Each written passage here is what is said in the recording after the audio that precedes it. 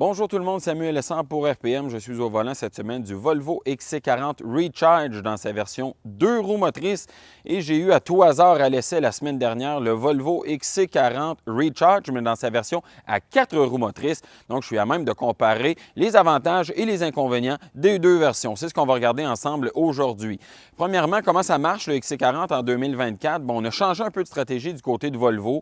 On offre maintenant une version à 2 roues motrices à moteur arrière, donc propulsion. C'est cette version-là ici que j'ai derrière moi. On parle de 248 chevaux et pour la modique somme de 3 500 ou 2 500 $ en fonction du niveau d'équipement, on peut ajouter un moteur à l'avant et ça, à ce moment-là, ça va nous donner 402 chevaux, donc quand même passablement plus de puissance et je me suis bien rendu compte que la version à 4 roues motrices est beaucoup plus dynamique à conduire que la version à 2 roues motrices, même si celle-ci est tout à fait convenable, raisonnable pour la conduite au quotidien. On a suffisamment de puissance sous le pied droit. Gros changement aussi pour les deux versions, c'est-à-dire qu'on a une taille de batterie qui est différente. On a 82 kWh pour la version à 2 roues motrices et une batterie légèrement plus petite à 78 kWh pour la version à 4 roues motrices. La différence majeure se passe en termes d'autonomie, évidemment, parce que la version à 4 roues motrices consomme plus et a une plus petite batterie, ce qui lui donne une autonomie de 409 km annoncée par Ressources naturelles Canada, tandis que la version à 2 roues motrices avec une plus grosse batterie, elle va avoir une autonomie annoncée à 472 km, donc quand même 63 km de différence. Ça peut être un avantage pour certains acheteurs.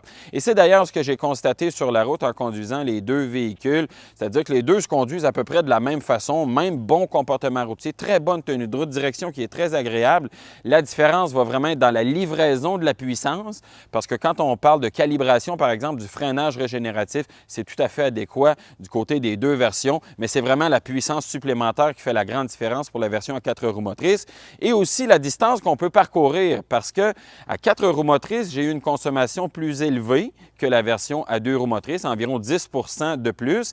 Et quand on combine ça avec la batterie qui est plus petite, ça nous donne une autonomie maximale dans les conditions que moi j'ai utilisé le véhicule d'environ 300 km, alors que la version à 2 roues motrices me propose dans les mêmes conditions ou à peu près 345-350 km. Donc, on a une autonomie légèrement augmentée, ce qui fait qu'on est capable de parcourir environ 15 à 18 % de plus avec la version à 2 roues motrices. Ça peut faire quand même une différence pour certains acheteurs. Il faut savoir par contre que la version à 2 roues motrices, et vous vous en doutez, sera certainement moins à l'aise dans les conditions hivernales comme on connaît ici au Québec.